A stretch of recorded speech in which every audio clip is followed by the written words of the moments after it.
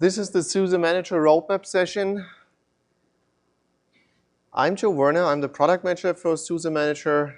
As I briefly mentioned, we also have Klaus Kempf in the room, who is the engineering, the product owner and engineering for SUSE Manager. This presentation is going to feature a few things that really just me and Klaus have seen before. The idea is really to also collect a bit input from you guys, whether the roadmap that we are planning for is the right thing to go with. But without further ado, let's start with the usual intro where we try to give you a bit of an idea how we are positioning SUSE Manager.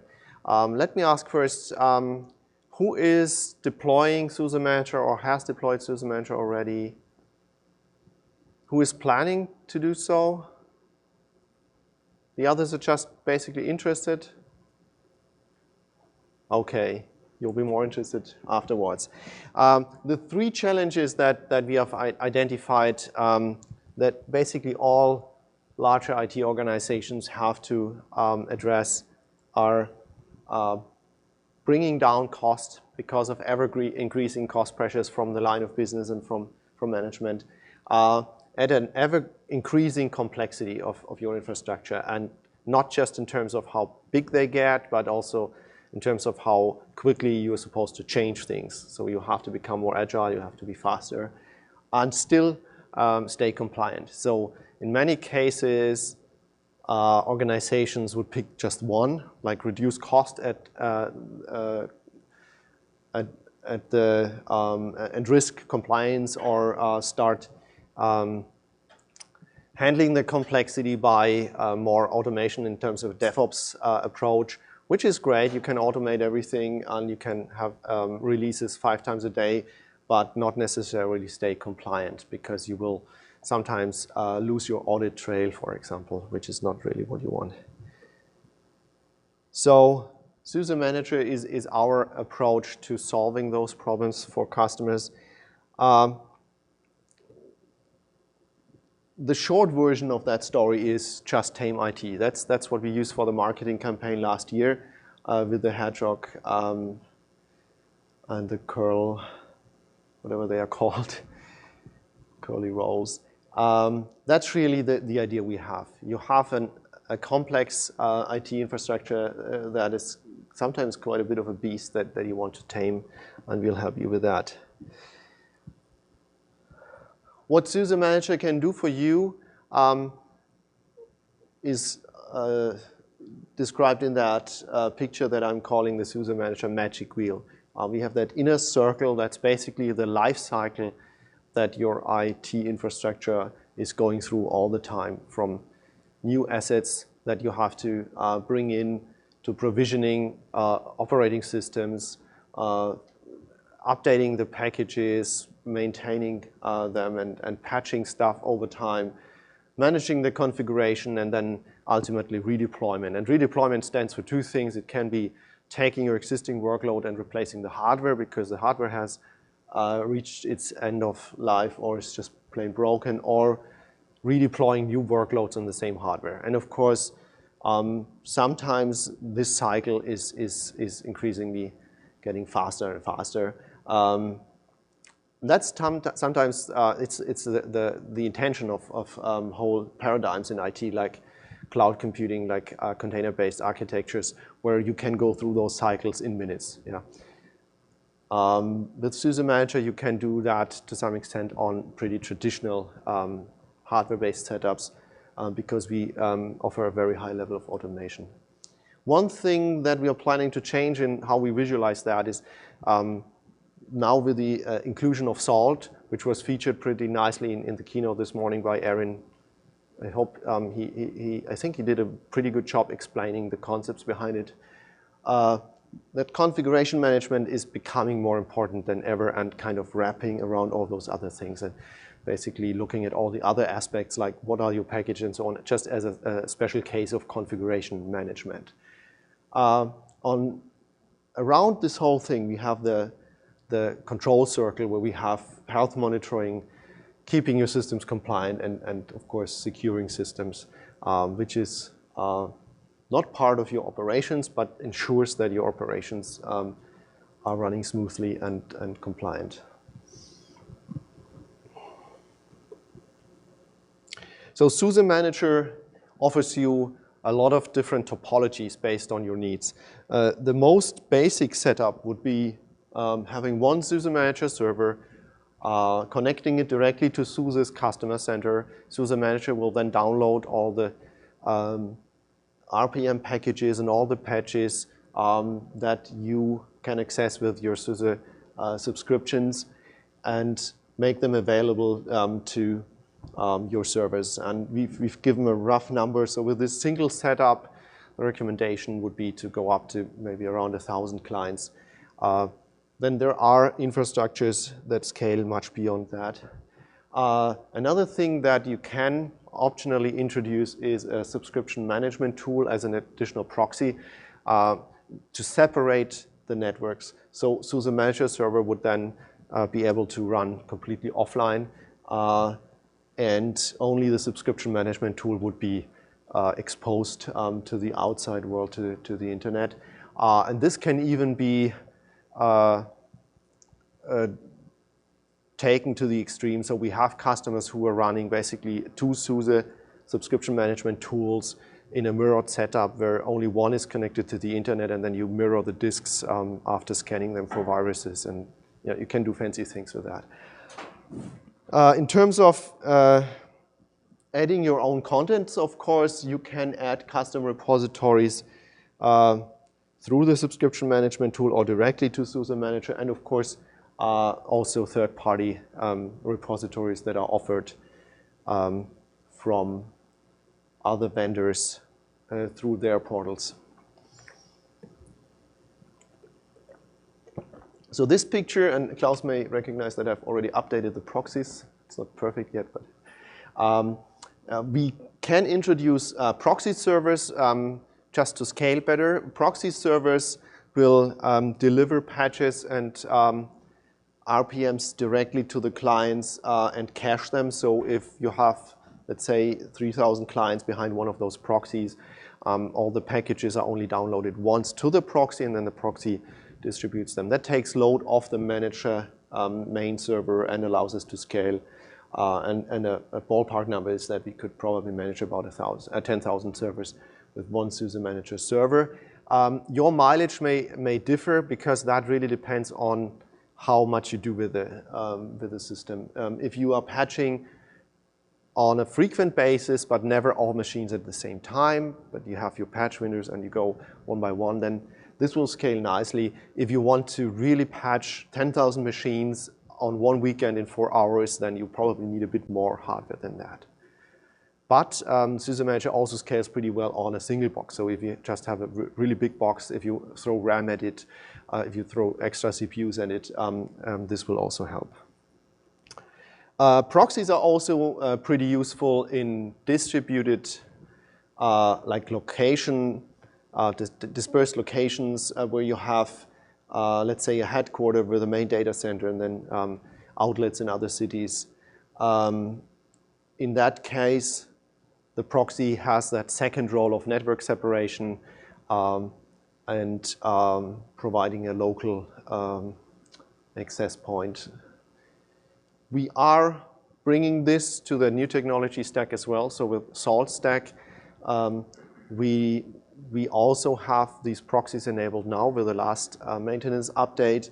In that scenario, we are forwarding all the message traffic to the central SUSE Manager or Salt Master in that case, which means that even in that proxied infrastructure, as long as your lines are up, you can get events from all of the machines in the whole estate delivered to the central master. For those of you who are interested a bit in the details of how SUSE Manager's architecture looks like, this is a slightly simplified picture, and again, I fixed the package and metadata here, how SUSE Manager works. It's getting pretty complicated. We have a database for the metadata. We have, and also, of course, all the transactional data, and we have a file system where we store the actual contents, the RPM packages that we sync from internal or external repositories. Users access this through either the web UI or a user-facing XML RPC API that's also available through a command line, a space command tool. Most of the engine is Java-based. It's a Java Tomcat application. But we also now have the Salt Master, which is a Python-based core for all the configuration management. And on the right-hand side, we don't have to go into details there. Those are just 4 options that you now have to talk to your client systems. The upper 2 are with the so-called traditional stack. And then the lower 2, this is where the future is with the Salt Minion. So those machines only talk through one protocol with the Salt Master that then connects into the rest of SUSE Manager. And there is a second option using SSH. So if you are not willing or able to keep an online connection, and especially not a connection that the client would initiate and contact the server, you can use SSH as a protocol as well. It's of course coming with some downsides. It's not as fast and not as scalable, and it will not allow immediate feedback from the client. So if you want to use it for monitoring or send events in real time to the server, that won't work over SSH, obviously. But it will allow you all the same package and patch management and configuration management features through SSH. And then lately we also added monitoring using Izinga server to the mix. So Izinga is a fork of the Nagios project. It's a state-of-the-art monitoring solution that is now coming as part of the package. Just to recap, because Manager 3 is still a pretty young product, we released it earlier this year in April. I want to highlight just a few of the things that we did for Manager 3. First of all, configuration management, and I'll dive into that quite deeply. The 2 other things we are just going to briefly mention. So we have a new subscription matching feature in SUSE Manager that helps you identify all the SUSE subscriptions that you're running and match that with the state that you have in the SUSE Customer Center. This hasn't seen too much customer feedback yet, but it's a very intelligent solution. It's trying to not use certificates that you have to manually roll out on all those machines, and then when you renew, you get new certificates and you have to update all the machines. It's basically an approach where we say, we'll give you the numbers and we'll match it for you, and yeah, we will be able to audit you if necessary, but most of it is trust-based. I mean, we don't want to switch off your service because you're running out of subscriptions. We want to be able to prove that you are compliant and want to help you to be prepared, but we don't want to make it complicated to use our products. And finally, the monitoring I've mentioned already. We've now provided first documentation on how to use the Izinga monitoring in a way that you used the monitoring that was built in older versions of SUSE Manager with 1.7 and 2.1 with a much more limited stack. But as I've said, that's not going to take much of the time today. Yeah, then talking about the configuration management, we have a few dedicated sessions on Salt. One was just before this one. I'll have another one on hacking Salt for fun and profit. That's really going to be fun at 4:15.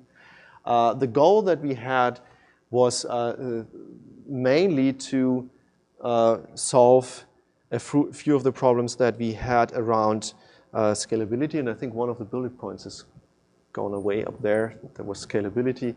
Parallelize actions to make things faster, and finally also address configuration management in a different way. Traditional configuration management was basically pushing down scripts or executing directives, and what we want to get to is a descriptive way where we declare how a system should look like, like a manifest that says, okay, this is how the system looks like, and then the engine takes care of executing that and checking whether there's any action to be done. And then those are called idempotent. You can run them again and again and again, and they will not execute stuff that's already executed, and that doesn't have to be run again. Pretty obviously, we've solved that. No, scale is back. Yeah, easy. We've solved that by introducing salt to the mix. So SUSE Manager 3 is now a salt master, which basically means that all the communication between the SUSE Manager server and the managed devices is using the salt message bus. And also, yeah, this gives us a feedback channel. Just in a nutshell, I think we can keep those short because of Aaron's presentation this morning.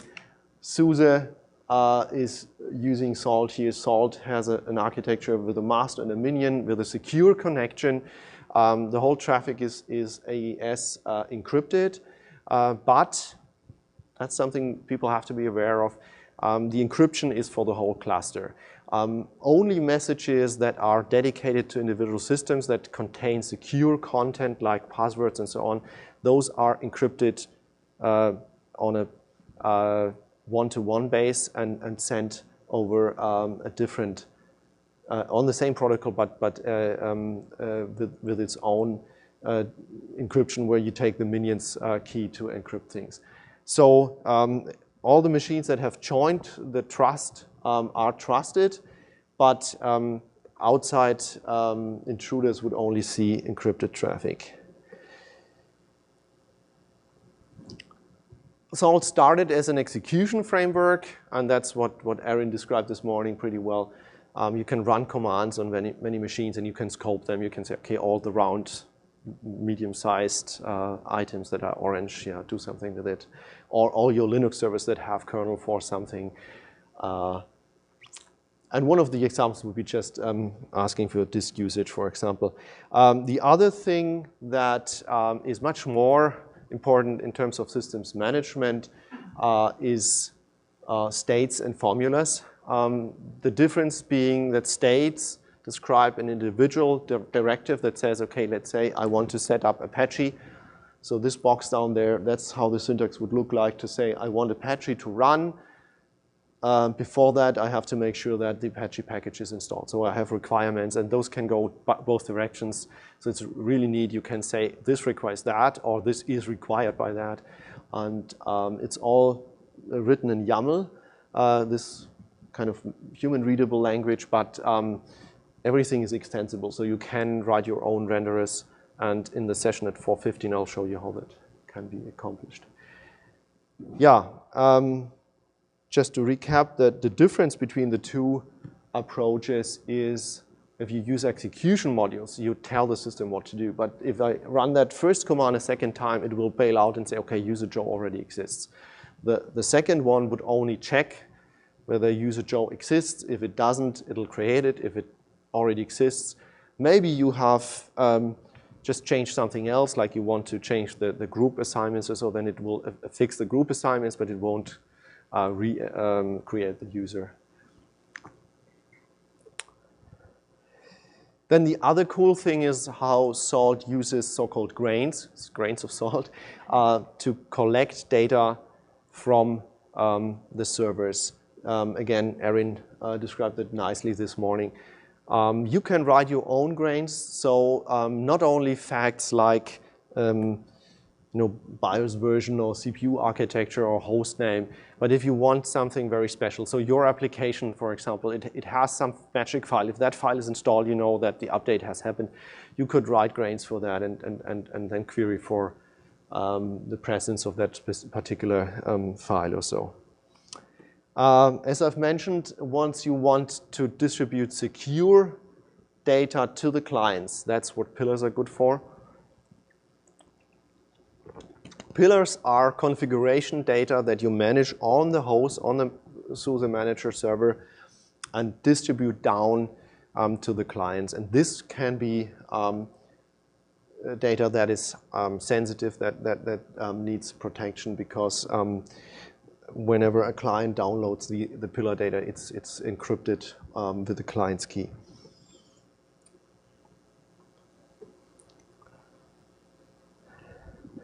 What we've realized is that with introduction of this powerful state mechanism, we can bring up systems very fast. So when we talk about that life cycle, we can really go through that whole life cycle in minutes if you start from images.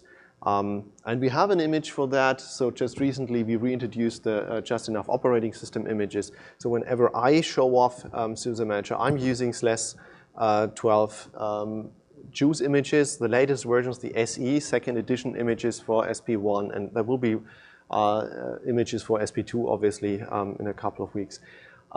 Those images come with Salt pre-installed, so all you have to do when you bring up those images is really point them to the right SUSE Manager server, or in your DNS. If you call your SUSE Manager server Salt in the DNS, it will automatically find the right server. You can even automate the registration phase if security isn't that much of a concern here, like you trust your management network. You can make sure that by using a proper so-called activation key, you can basically make sure when the machine registers with a certain activation key, it'll already be put into a special group of machines. It'll be assigned to the right admins, and then you can also apply configuration to those groups. So you can have a group for your web service, a group for your SAP environments, and make sure that basically by joining this machine to the group and then running the so-called high state, which is kind of applying all the configuration at once, the machine is fully configured. And I'm calling this the groups and states pattern, because by putting a group in the middle and not applying configuration directly to machine, you have a level of interaction that is really powerful, because it allows you to scale very nicely.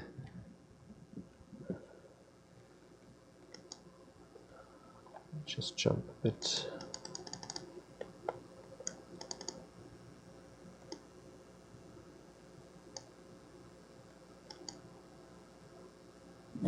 Here we go. So with Salt, we have a very powerful mechanism now to roll out systems with different profiles. This picture you will also see in another presentation later this week about the vision of SUSE's SUSE's vision around software-defined infrastructure. The cool thing about the combination of Salt Stack and SUSE Manager is that you'll be able to manage a full stack. So SUSE Manager through Salt can talk to physical hardware. It can talk to your virtualization engines. It can talk to containers. So basically manage the whole stack. And one of the things we did, for example, together with HPE is together with Salt Stack, we've built integration into their new OneView API. So with OneView, you can programmatically manage blade centers or modular servers from HPE.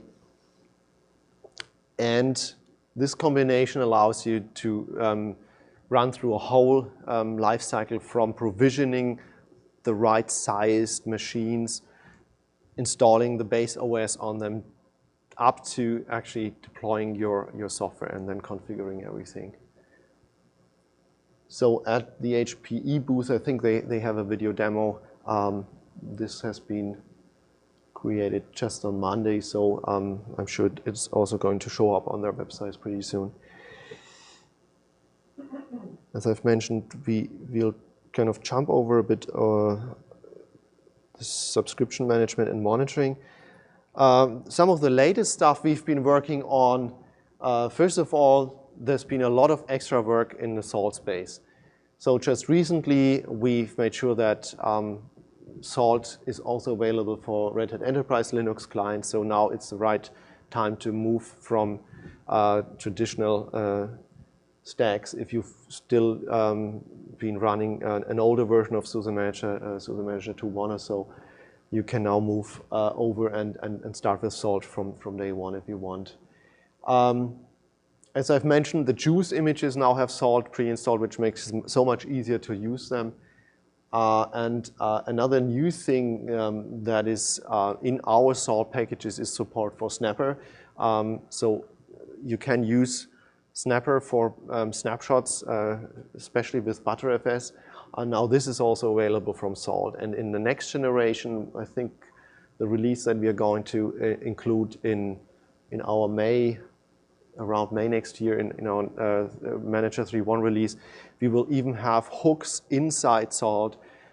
So like you now have on SLAS, when you start YAST or do a super update, snapshots will automatically be created before and after. And this will also then be the case when you run a high state, for example, with configuration management. And we'll also make sure that if that high state calls super, the snapshots aren't added up, and you'll have like 5 different ones, but it'll really just do one at the beginning and one at the end.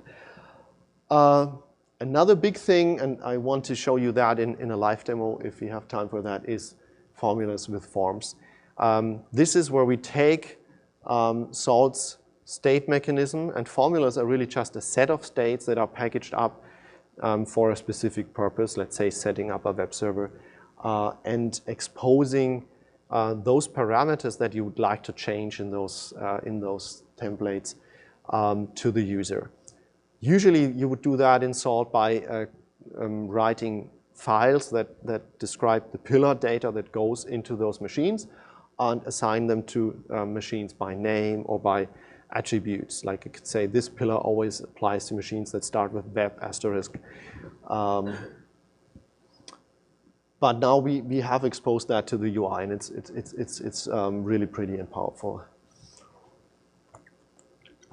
We are working on integrating into Docker and cloud.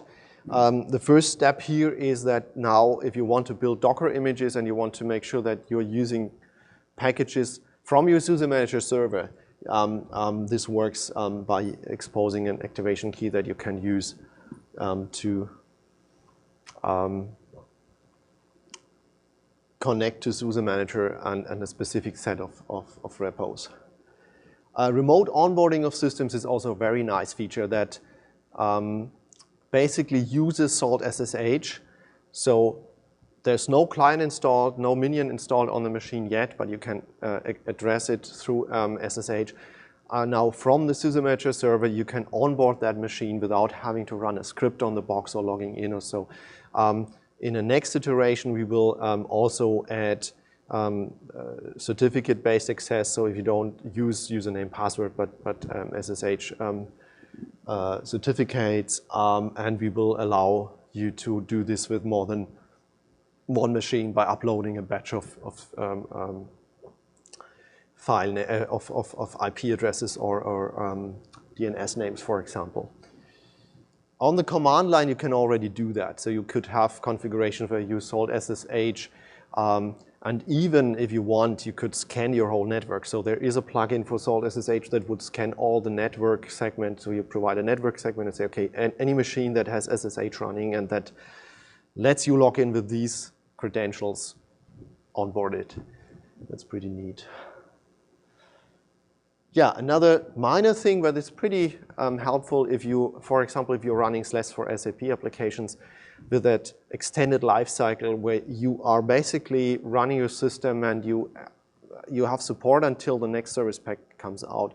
So naturally what you want is if you have it running on SLAS 12 GA and you are able to basically keep it maintained until SLAS 12 SP2. You want to directly go from GA to SP2 and then from SP2 to SP4 and so on. And now this is also supported not just in SLAS, but in SUSE Manager as well.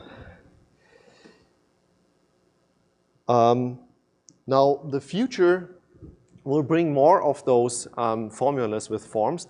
And the idea is to take that framework and package up things that are very common.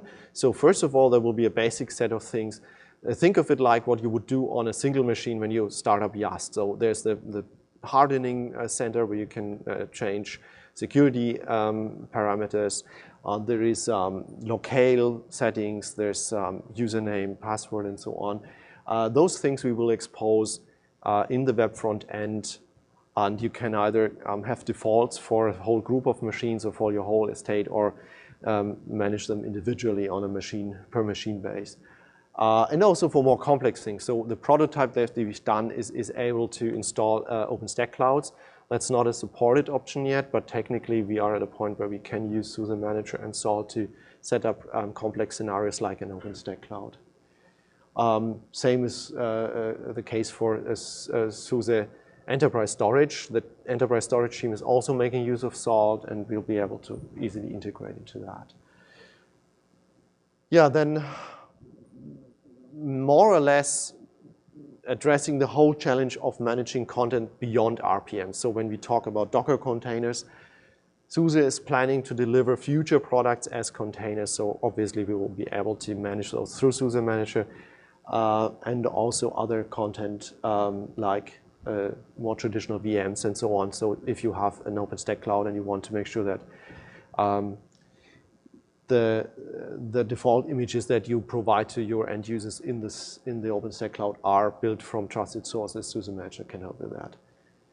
We are now working on making live patching more fun through SUSE Manager.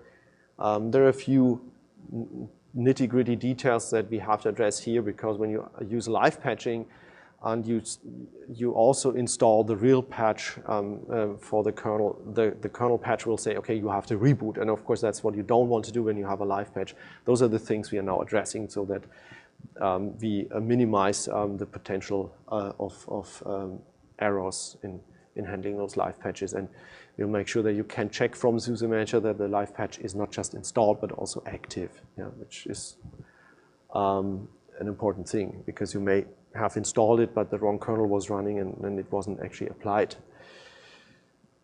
And another big thing is visualization. This is something I'll have a few slides for as well. So let's just quickly go on and talk about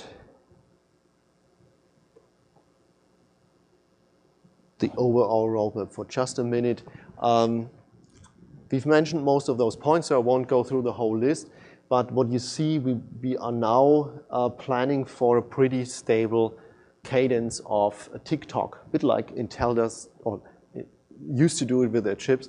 There will be the Easter tick and the SUSECON talk. So Easter or spring release will always be a dot release or even a major release, where we introduce quite a few new features. And then half a year later, on the same code stream, there will be a SUSECON release, and we'll prepare early for that. That adds another set of cool features, but not the very intrusive ones like changing the versions of underlying libraries and so on, but more of adding features that are just incremental. All of those dot releases are just maintenance updates, so you will be able to just use a rolling update approach. What we will make sure is that, because we have those service packs every year now on /12, you won't have to switch to the new service pack on a fixed schedule with your SUSE Manager updates, but you'll be able to run 3.0.1 on either /12 SP1 or SP2, and then the 3.1, you'll be able to run it on SP2 and later update to SP3, or you can update. You basically can update the service pack separately. That's what it says.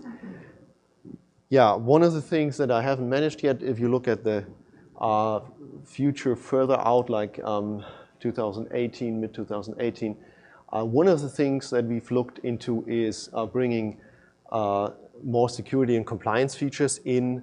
We already have OpenASCAP and a few things around auditing your CVE, your patches for CVE numbers and so on, that are really cool and customers like them. But there's a project that was initiated by Adobe called Hubblestack that augments Salt to become a full-fledged compliance solution. That's something we are looking into.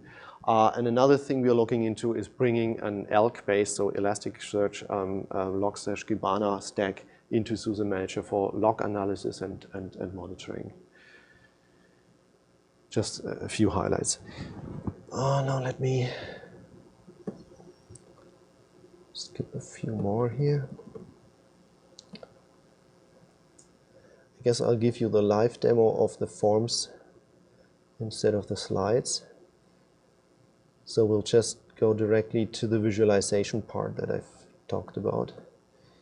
So those are mock-ups. I'm trying to tell a little story here. So we have an admin. He's the operator in charge for a large worldwide retail organization. And in the middle of the night, he's woken up by an automated message from his SUSE Manager saying, okay, something is wrong. Log in and check status. That's what he does. And what he'll get is, check, I have to go out here again.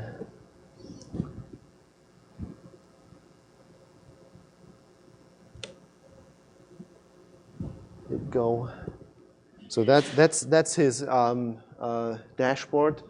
On top you have news. This will be a news feed that is not just fed from our own systems, but let's say Amazon provides you information about the status of their data centers. So there's one message from Amazon that something is wrong with AWS in North America. And then you have a message because of that red piece here where you have a lot of red in your US stores. Something is wrong there. So more than 10% of the service, of the cache registers don't respond anymore. Luckily, it's early in the morning, so it's not that bad. And you have some time to get it fixed, hopefully. And then you can basically drill in and look at the cloud. And yeah, you have this Amazon cloud that you're using for mainly for your SAP HANA workloads. So those are pretty big dedicated machines, but you're hosting them there and they're down. And now what you can do is look for options. And what you can see here when you look at your data centers, you have a lot of light green capacity here. So those light green is indicating stuff that is not utilized. So in the Provo, Utah data center, you have capacity that you could use. Usually, most of the time, that would be used for number crunching or so. And but now you can use it for replacing your cloud instances here. Now, just to verify, you can drill into that application topology view where you see not where your machines are located, but how they are connected in a logical way. And we will also, you're thinking of at least two of those views, a network topology where you really look at your IP ranges and the network, the tiered network architectures, and this one that is a logical view where we know, okay, this application is using the database from that service and so on. And in this case, it doesn't matter that the cluster up there is in AWS. You want to know why it's broken, but in terms of serving the POS terminals, logically, it's just part of that stack here. And you can drill down and find out what's going wrong. So all the 40 instances in Amazon are down. And you already know from the message from Amazon that is also correlated here what's going on. And that affects your machines. And any admin already has a theory, and that's okay. If HANA is down, those machines have a cache for transactions, but at some point they can't talk to their service anymore and they will stall. And then when he drills down, he sees, okay, transaction cache limit exceeded. Okay, so that's the case. And luckily, those are all overnight, like 24/7 locations that are affected, but because it's in the middle of the night, and you'll be able to fix it for in the morning when the big stores open. And yeah, I don't have pictures yet for that, but of course there will be more mock-ups later for how we go through that remediation phase. The idea obviously is in Provo, they have all this extra capacity, and he can roll out a private installation of those HANA boxes. And again, that's where the automation will kick in, and they bring up this environment pretty quickly. And then because we can talk to all of the servers and POS devices, we can remotely reconfigure them to point to new backends. That's just a very high-level idea of how things could look like in the future. And one of the things I want to point out is that in that monitoring view, we don't want to focus on giving you all the details, but on giving you the relevant stuff. In many dashboards, you see utilization of everything and graphs for everything and all the green things that are okay, but what you actually want to know is what's wrong.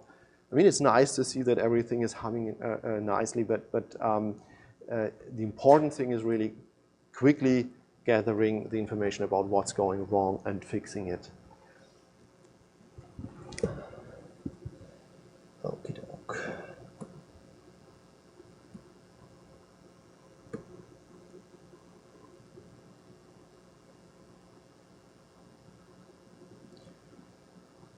So let me just to close the presentation, quickly give you a live demo of those formulas as forms. Let's hope that everything goes according to plan. Otherwise, no, actually it's a bad idea because it's on that machine. So I'll give you the slide demo. I'll give you the slide demo because we have that one on this laptop.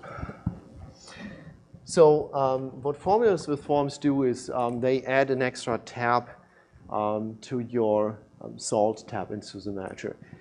This feature is already in the latest maintenance update. You won't see it yet because you have to activate it. And it is activated by installing a first formula. So those formulas, the way we want to ship them, are RPM packages. They are not meant to be changed by an end user. But you can, of course, write your own. And there's an overlay where there are certain magic directories. When you put things there, you can also have formulas working. But this one, for example, is a web server formula. You install it. And after installing it, you'll get this extra tab here. And you see that there's a web server formula. The formula has a description and a name. And soon we'll also add some nice icons.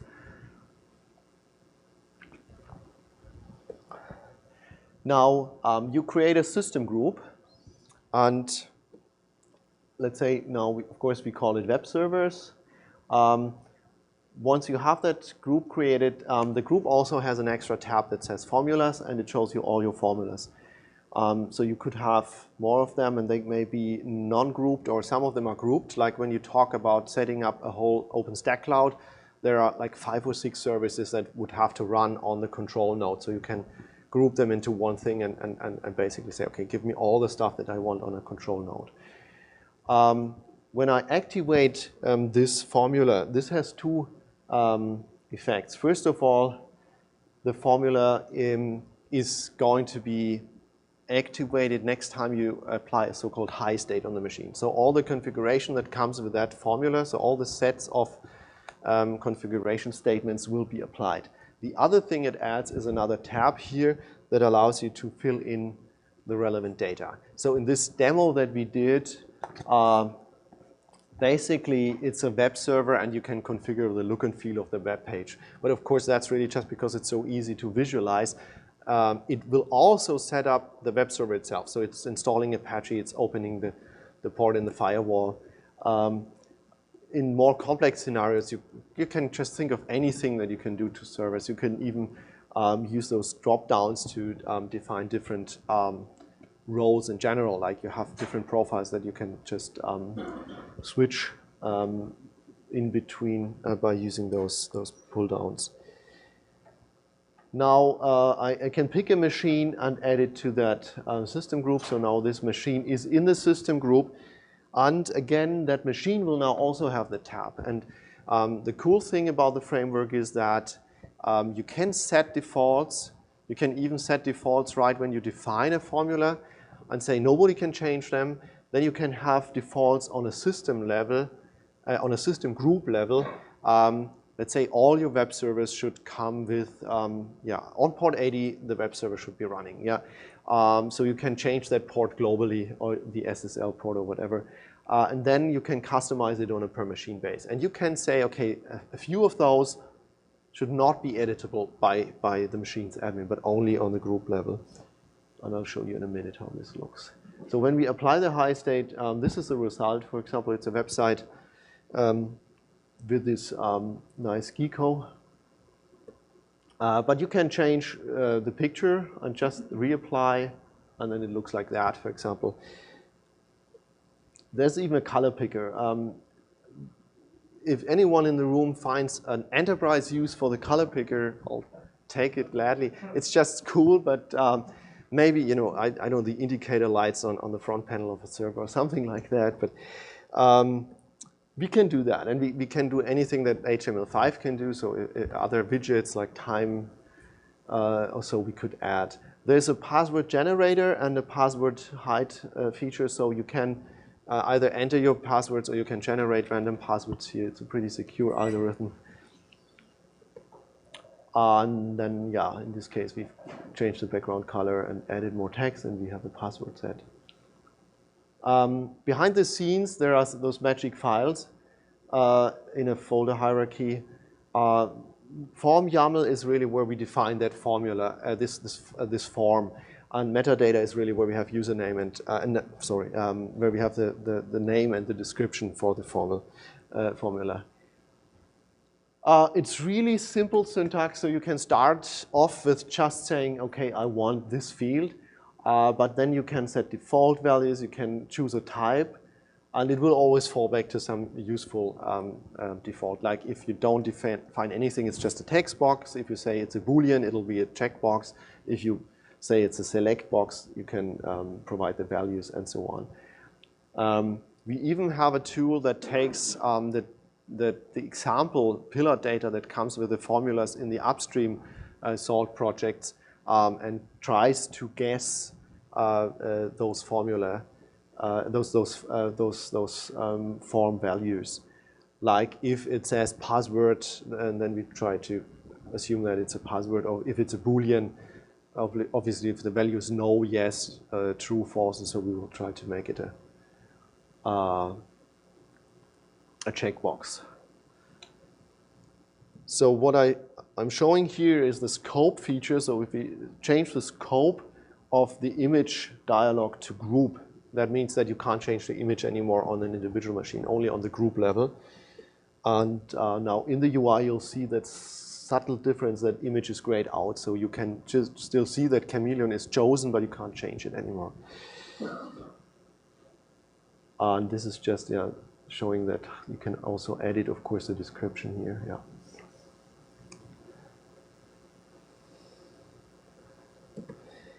Yeah, as I've said, this feature is in SUSE Manager now. Right after the show, we are starting to blog about things. We will have this demo web server formula available for download.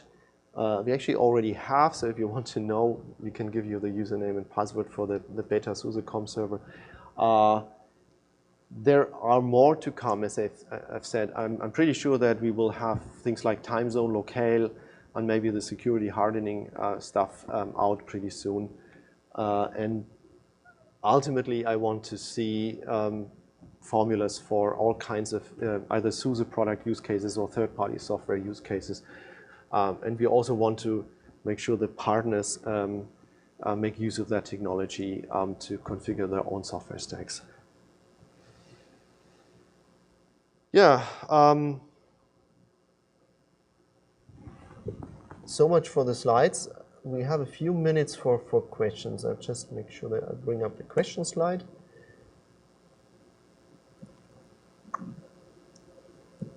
This navigation is not extremely quick.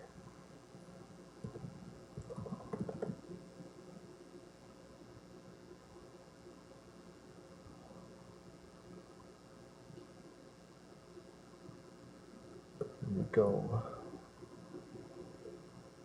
No. Yeah, so questions. You mentioned the salt minion, you can only do SSH minions, right? Now, can some machines have the minion and other ones just have SSH? Yeah, I mean, ultimately. At the moment, there are some limitations, but once we have all the maintenance updates out, you'll be able to choose on a per machine base. We are also considering to offer a mode where SSH is always an option. So if the machine, let's say the minion is down because it was misconfigured, you could still SSH in and fix it. So that's a mode that we also planned. And you also mentioned the skipping service paths. Is that say we do have SUSE Manager bringing up a lot of stuff running on the servers? Can we do skipping service paths like go from 2 to 4? Or, no, that's only that's on 12, yeah. Okay. First of all, because only 12 supports that model, and also technology-wise, only 12 can do that. Then there's no limit to the number of proxies. There's no technical limit. There's some hardware limit, and at some point you'll run out of RAM or whatever. But yeah, in general, there's no hard limit.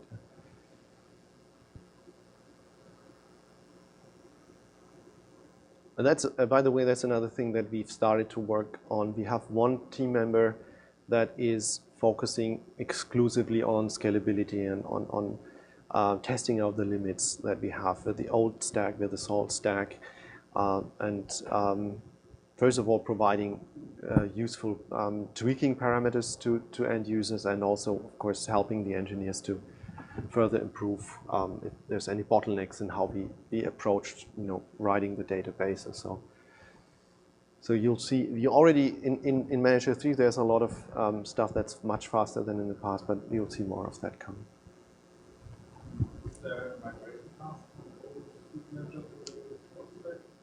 Yes, so from Manager to 1 to 3, there is a migration path, but not in place, because it's from a /11 system to 12. You'll have to run them in parallel and do a migration, which also has the benefit that if something goes wrong, you won't have killed your old server. Then, in a second stage, you can basically, once you onboard a machine that is already a traditional client as a minion, we will clean up behind it. So it'll switch off the old services and it'll become a minion. So that's a pretty smooth operation, yeah.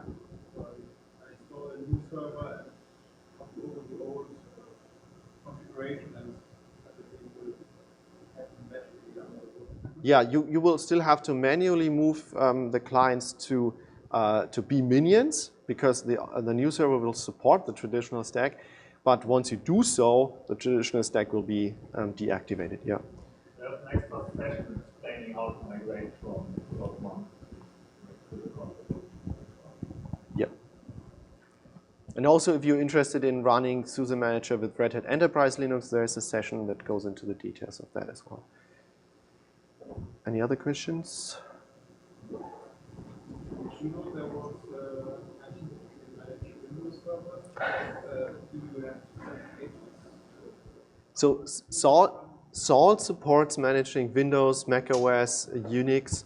So in theory, because we have all the packages on there we could, it's not a supported option at this point. It's not that we couldn't do that, and if you have interest in that, we can look into it.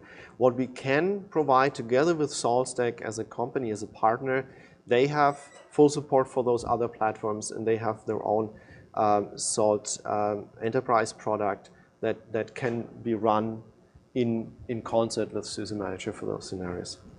Should be noted that there are no technical limitation. We use Salt as is. We don't restrict Salt in any way. It does not support it. Yeah. So you can give it a try at your own risk. What won't work is installing RPMs on the Windows machine. That will fail. Yeah. So thank you. If you have any more questions, I'll be around during the party at around the demo point as well. Klaus is going to be around. And as I've said, I'll have another session in a couple of minutes, hands-on on Salt. I think it's probably going to be pretty packed, but there's another one on Thursday, I think. Thank you.